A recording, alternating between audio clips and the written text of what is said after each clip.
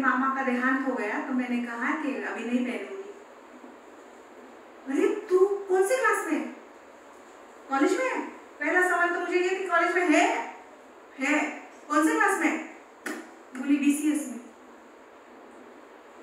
संताप झाला माझा। म्हटलं कम्प्युटर सायन्सला शिकते तू, मार्क वाल्याचं तर काय वाईटच असेल परिस्थिती। म्हटलं कम्प्युटर सायन्सचे लोक असा विचार करतात, आर्ट वाल्यांनी तर सगळी माती केली असेल। म्हटलं तिला म्हटलं ऐसा सोचेगी और ऐसा करेगी ना तो तू भी मामा के पास चली जाएगी, सीखने से तुझे कुछ फायदा नहीं होने वाला। तो शिक्षण, आपकी शिक्षा और आपका व्यवहार, इसमें कोऑर्डिनेशन चाहिए नहीं? अरे इतके कर्मकांड करतात लोक, दांभिकता आहे, सगळी दांभिकता आहे। सांगते तुम्हाला पूजा विधी आणि ह्या सगळ्या गोष्टी आहेत, सगळं कर्मकांड आहे। हे कर्मकांड फुलेंनी नाकारलं, बाबासाहेबांनी नाकारलं। बाबासाहेब म्हणतात संविधानामध्ये आपण पहिले भारतीय आहोत, शेवटी भारतीय आहोत। आणि संविधानाची सुरुवातच बाबासाहेब राष्ट्रपती करतात, आम्ही भारताचे लोक। म्हणजे बाबांचा मानव्यावर, माणसावर केवढा विश्वास आणि दृढ श्रद्धा होती, लक्षात घ्या। कारण त्यांना माहिती इथे जे काही घडलंय ना ते माणसानेच केलंय आणि ते दुरुस्त कोण करू शकतं? माणूसच करू शकतो। हे दुरुस्त कौन करेगा? कौन कर सकता है? व्यक्ति कर सकता है, मनुष्य ही कर सकता है, क्योंकि ये सब मनुष्य निर्मित है। सब दांभिकता, कर्मकांड, दूही, विषमता जो है वो मानव निर्मित है। बाबासाहेब फेमिनिस्ट थे। बाबासाहेबांनी हिंदू कोड लिहिलं। माझ्या इथे महिला भगिनी आहे, तुम्ही जाऊन बाहेर सांगा, महिलाच मान्य करत नाही। महिलाच बाबासाहेबांच्या अशा दृष्टीने पाहतात की आमच्यासाठी काही नाही केलं, यांनी SC ST साठी केलं। अरे नाही रे नाही, वाचा रे थोडं, ऐका थोडं। बरं ये काल ऐसा है ना, सुनना कोई नहीं चाहता, हर कोई सुनाना चाहता है। ऐकायचंच नसतं लोकांना, ऐकायचंच नसतं। आणि हिंदू कोडमध्ये काय होतं? काय स्वातंत्र्य दिले बाबासाहेबांनी, कसले हक्क दिलेत तुम्हाला माहिती आहे का? हिंदू कोडमध्ये काय?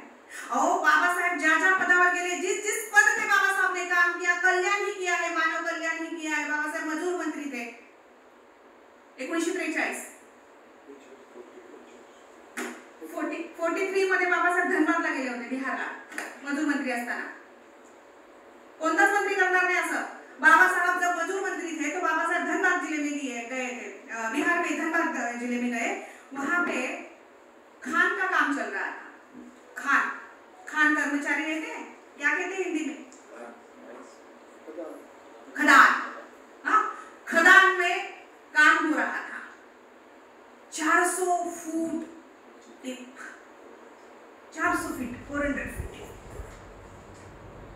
बाबा साहब ने देखा एक 8-9 मास की जो पेट से औरत है, गर्भार है, वो इस ट्रॉली में बैठती है, नीचे जाती है और खदान में जो मलबा है वो ऊपर लाती है। बाबा साहब को देख के चकित रह गए। 400 फुट क्या होता है? ज्यादा डीप हम जाए तो क्या होता है? ऑक्सीजन की मात्रा कम हो जाती है। जैसे ऊपर जाते हैं ऑक्सीजन की मात्रा कम हो जाती है।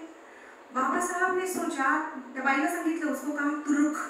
बाबा साहब खुद उस ट्रॉली में उतरे, 400 फीट डीप उस भाग में गए। उन्हें जब बाहर आए, उन्होंने सोचा, और जो डिलीवरी की लीव है ना, 10 आठवडे, 10 वीक, पहले 10 सप्ताह और बाद में 4 सप्ताह बाबा साहब के लिए। अरे हाँ, अगली पीढ़ी तुम्हारे पेट में पल रही है, ती अंध अपंग व्हायला नको, दिव्यांग व्हायला नको, बरोबर है कि नहीं? ऑक्सीजन की मात्रा पहुंचली नहीं तो बच्चा क्या होगा? दिव्यांग होगा। कुछ हानि तो होगी उसको, मेंटली होगी, फिजिकली होगी। बाबा साहब बोले, माझ्या माय बहिणीच्या, मेरे माँ बहन के पेट में अगली पीढ़ी है, वो सक्षम ही पैदा होनी चाहिए। बाबा साहब ने ही दिया है। बाबा साहब खुद उस ट्रॉली में बैठे, 400 फीट नीचे गए। कौन सा मंत्री करेगा? हमारे मंत्री सब एसी में बैठे होते हैं, खरोच तक नहीं आती। कुछ इतनी सी बात हो जाए तो 24 आवर्स हमारे टीवी पे न्यूज चलती है, लेकिन यहाँ का सर्वसामान्य जन सामान्य मानुस मरे पड़े, उन्हें कुछ लेना देना नहीं होता। पहला नेता है फुले जी के बाद पहला नेता है बाबा साहब, डॉक्टर बाबा साहब अम्बेडकर। जिन्होंने इस भारत देश के हर हर हर व्यक्ति समूह जात पंथ, ये उन्होंने कभी नहीं, डिकास्ट होना चाहिए, यही बोला उन्होंने। हम डिकास्ट होना जरूरी है, डिजेंडर होना जरूरी है। ऐसे फेमिनिस्ट थे। बाबा साहब क्या नहीं थे, बाबा साहब क्या नहीं थे। मैं अभी एक लिस्ट पढ़ती हूँ, क्या नहीं थे बाबा साहब। कौन सा ऐसा क्षेत्र है जहां बाबा साहब ने कुछ काम नहीं किया? बाबा साहब ने बहुत काम किया, प्रत्येक क्षेत्र में काम किया, लेकिन हम बोलते हैं षड्यंत्री व्यवस्था को हम सिर पे लेते हैं और कहते हैं बाबा साहब दलितांचे कैवारी, बाबा साहेब दलितांचे कैवारी, बाबा साहेब दलितांचे उद्धार करते। अजिबात नाही, अजिबात नाही। शेती क्षेत्राशी संबंधित काम केलं बाबा साहेबांनी, किसानों के लिए काम किया, नदी जोड़ प्रकल्प, इंटरनेशनल जो डैम था उसकी प्रतिकृतियां यहाँ भारत में उन्होंने हीरापुर किया, दामोदर प्रकल्प किया, और उससे सब जगह हरियाली है। किसान बांधवों का विचार किया, ओबीसी का विचार किया। मराठा समूह जो आरक्षण के लिए निकला था, आपको पता होगा, यहाँ मेरे कुछ मराठा बांधव भी होंगे। अरे हम सब बांधव है, मराठा बिराठा काय मला तर नाही कळत ते बोलाय, ये होगे वो होगे, पण आता तुम्ही समजता ना स्वतःला, आप सब खुद को समझते हैं ना। वो फर्स्टली माणूस, लास्टली माणूस। पण या आरक्षणासाठी मोर्चे निघले थे, बहुत हिस्टोरिकल ऐतिहासिक मोर्चे मराठा आरक्षणासाठी। बाबासाहेब तेव्हा म्हणाले होते कायदेमंत्री पद असताना की माझा मराठा समूह, माझा बहुजन आहे हा मराठा समूह, यांना पण मुख्य स्ट्रीम मध्ये आणण्यासाठी, प्रमुख स्ट्रीम में लाने के लिए इनके लिए भी आरक्षण देना जरूरी है। तब उनके नेतागण बोले हम क्या मागास है क्या? नेताओं को हर बार ये लगता है कोई हाथ फैलाए हमारे सामने खड़ा हो, कार्यकर्ता वही से तयार होंगे ना, डिपेंड हो, आमच्यावर अवलंबून असतील, आमच्याकडे क्षमा याचना करतील, पामरासारखे आम्हाला हे द्या ते द्या म्हणतील, हे सक्षम झालं तर मग कसं व्हायचं? आमचा मतदारवर्ग, आमचे वोटर्स, आमचा वॉर्ड, आमचं इलेक्शन, हम चुन के कैसे आएंगे? मग यांना मागास ठेवण्यातच खरी मजा आहे। आणि काय म्हणले बाबासाहेब? बाबासाहेब क्या है? इनको भी आरक्षण मिलना चाहिए। बाबा साहब ने तजवीज कर रहे थे, बाबा साहब, उनके नेतागण जो बोले हम मागास नहीं है, हम बैकवर्ड नहीं है, हम सदन है, हम सक्षम है, हमें आरक्षण नहीं चाहिए। बाबा साहब ने सबका विचार किया, लेकिन बाबा साहब गलत तरीके से हर एक तक पहुंचाए जा रहे हैं, बड़ी खेद की बात है। और हम कितनी बार, कब तक कहे कि ये संवेदनशील बात है, जात पे न बोले, धर्म पे न बोले, सत्य न बोले, सेंसिटिव है, संवेदनशील है, याच्यावर बोलू नका। अरे खरं तर बोलणं त्याच्यावरच, वो तो जरूरी है, वो तो जरूरी है ना, उसका विश्लेषण होना जरूरी है, उसकी चिकित्सा होनी जरूरी है। बाबा साहब कहते हैं जो धर्म हमें मानव के तौर पे जीने की स्वतंत्रता नहीं देते, उस धर्म की चिकित्सा करनी चाहिए। कौन सा धर्म है मानव कल्याण नहीं बताता हो, और ये धर्म हमें मानव नहीं कहता, मानव की तरह हमें हमसे व्यवहार नहीं करता। क्या जरूरत है इस धर्म की? जिस नासिक जिले से मैं आती हूँ, जहाँ पे येवला है, मैं जहाँ रहती हूँ उससे 35 किलोमीटर येवला है। येवला को मुक्ति भूमि कही जाती है, क्योंकि 1935 में बाबा साहब ने मुक्ति भूमि पर, येवला पे ये गर्जना की थे, मैं हिंदू धर्म में जन्म लिया मैंने, लेकिन हिंदू धर्म में मैं मरूंगा नहीं, मेरी अंतिम सांस हिंदू धर्म में, क्योंकि ये हमें स्वीकार ही नहीं कर रहे, ये हमें अछूत बोल रहे हैं, अनटचेबल बोल रहे हैं, हमें अस्पृश्य बोल रहे हैं। क्या अलग क्या है हमें? इनसे अलग क्या है? बाबा साहब का जो संघर्ष था वो केवल और केवल मानवता के लिए था, ये ध्यान में रखना जरूरी है। हम अपनी अगली पीढ़ी में भी इतने नेताओं, महापुरुष और महामानव के बारे में इतनी गलत चीजें बोलते हैं, हम गलत चीजें त्याच्यात आपण रुजवतो, डालते हैं, जो अगली पीढ़ी और देश के सर्वनाश के लिए कारण हो सकती है। तो आप बोलो, सत्य बोलो, अभ्यास से बोलो, और आप जो बोल रहे हो उसमें लॉजिकल कुछ हो, लॉजिकल नहीं है। हमारी पढ़ी लिखी साइंस की लड़कियां ये पूजा करती है, वो पूजा करती है, वो पूजा करती है, और जब असेंबली शुरू होती है धाड़ दिन गिरती है चक्कर आके। अरे आप साइंस पढ़ती हो, आपको इतनी तो चीजें, ये इतनी तेज समर हीट है, आप खाली बैठो, इतने दूर से गांव से आते हो, आपको तकलीफ होगी। किस लिए? कौन से हित के लिए है? बाबा साहब क्या थे? बाबा साहब ने कौन से क्षेत्र में योगदान नहीं दिया? बाबा साहब ने सब क्षेत्र में योगदान दिया है। संविधान रचा, संविधान अशक्य प्राय गोष्ट थी, किसी दूसरे ने लिखना अशक्य प्राय गोष्ट थी। जो डिवोशन था, जो डेडिकेशन था, वो असाधारण था, असाधारण था। नेहरू के सामने भी दूसरा पर्याय नहीं था, बाबा साहब के अलावा कोई पर्याय नहीं था। कौन लिख सकता है, कौन सक्षम है? बाबा साहब ने लिखा। और जब ये लिखा, उसकी कलम आप देखो, सब चीजें देखो, किसी एक के लिए प्रिविलेज नहीं है और एक किसी के लिए किसी पर अन्याय नहीं है। वो न्याय प्रिय है, न्यायनिष्ठ है। संविधान सबका सम्मान करने वाला और सबका कल्याण करने वाला है। लेकिन अभी संविधान क्या है? पढ़ना चाहिए। बोलते तो बोलते संविधान है, संविधान है, संविधान की वजह से संविधान क्या है? कोई पूछे तो हम क्या बताएं? हमें लॉ आज के इस युग में, आज की घड़ी में हमें लॉ पता होना चाहिए। काम के कुछ लॉज पता होने चाहिए।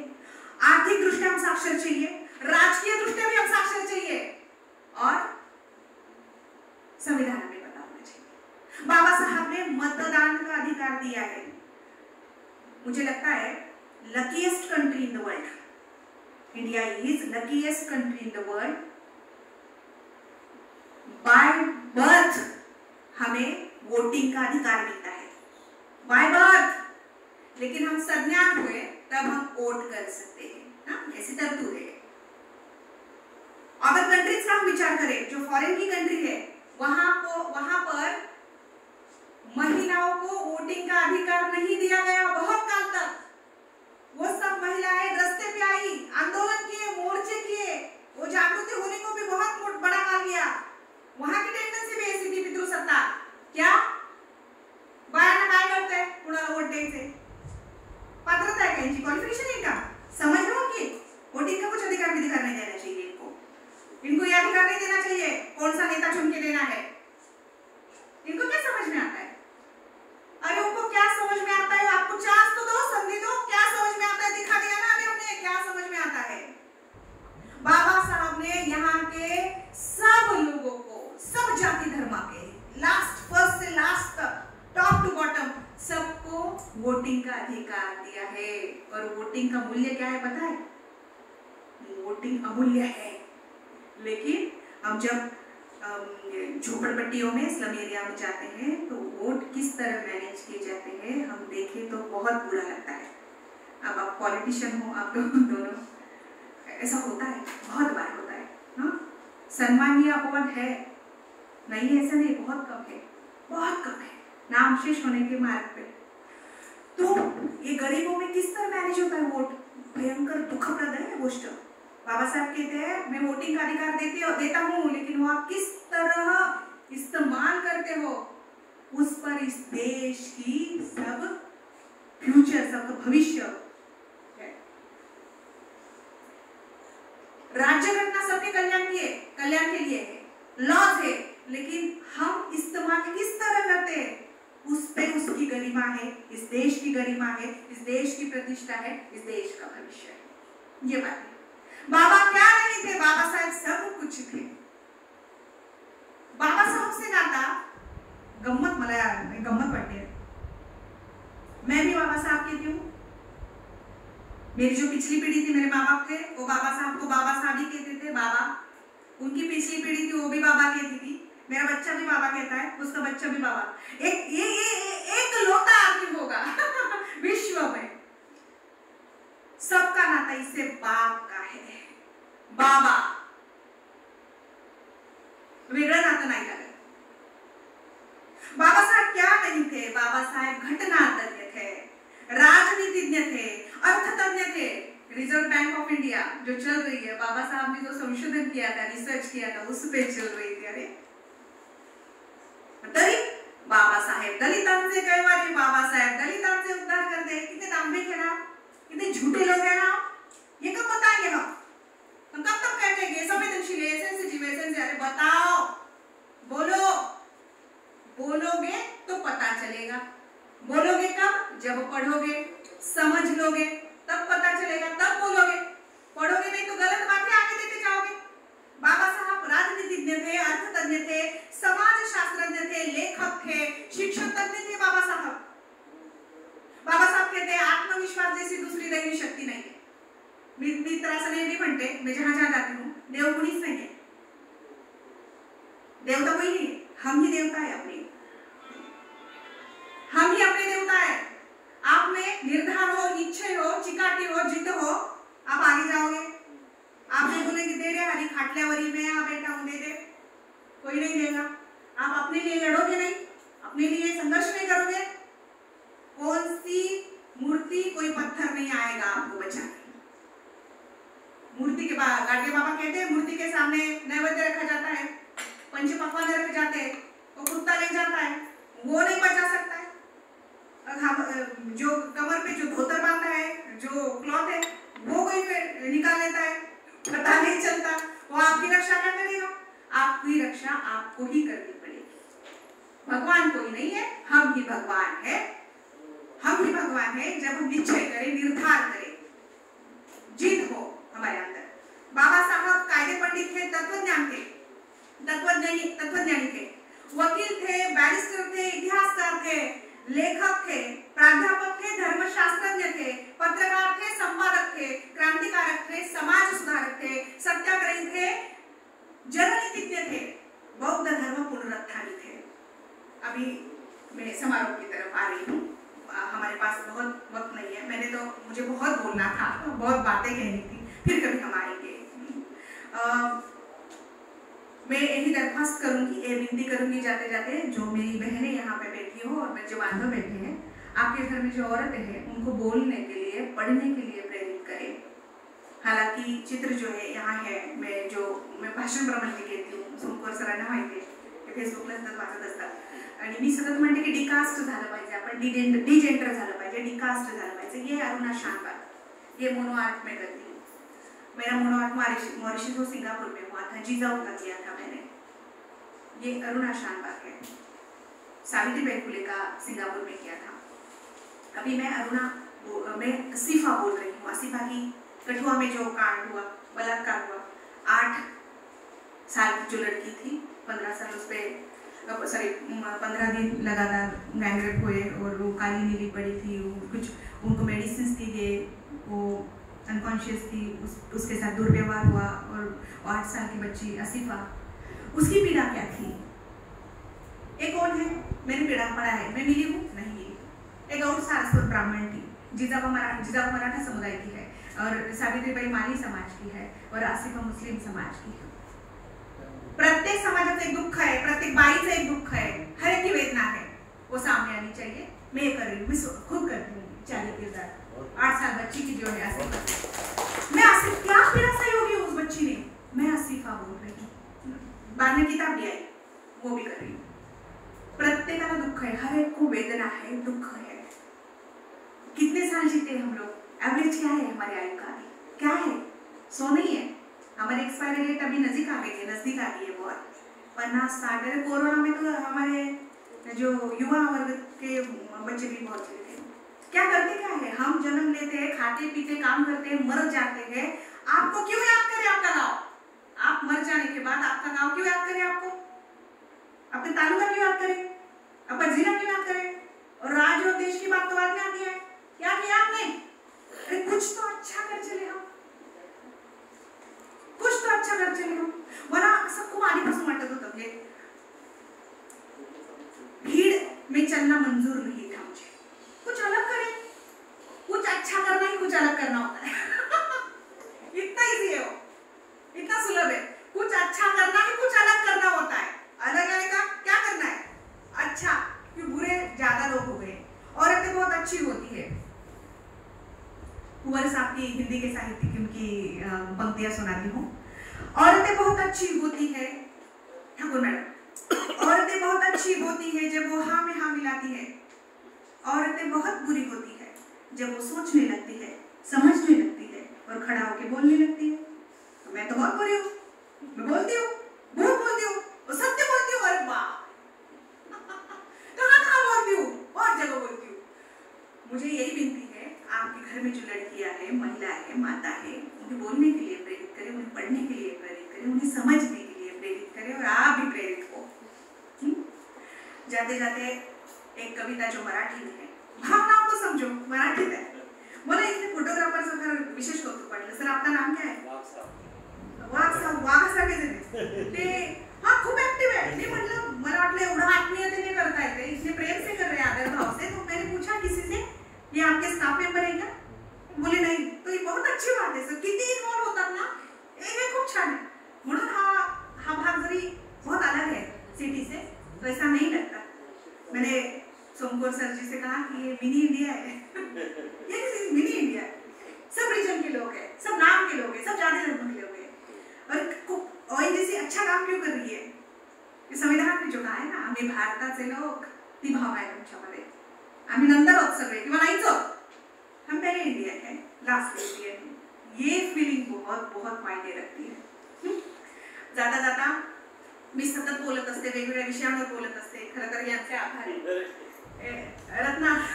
रत्न पारखी असणं गरजेचं असतं. मी म्हणत नाही मी रत्न आहे, पण गुणग्राहकता शेष हो रही है, नाम शेष हो रही है. जो अच्छा है ना, बुरा बहुत जल्दी फैलता है. अच्छा हम प्रूव करें तो भी कोई ग्रहण नहीं करता. तो ये अच्छी बात है कि मैडम कुछ बातें रखती है, अच्छा बोलती है, उनको बुलाए. थोड़ा सा अभ्यास है, तो मुझे अपने तहे दिल से शुक्रिया करती हूँ सर. हमारे नासिक जिले में अखिल भारतीय मराठी साहित्य सम्मेलन हुआ अभी दिसंबर में. अखिल भारतीय मराठी साहित्य 94 उसमें मैं निमंत्रित कवियत्री थी. तो मेरी कविता जो मैंने वहाँ पेश की थी, आपके सामने रखूंगी.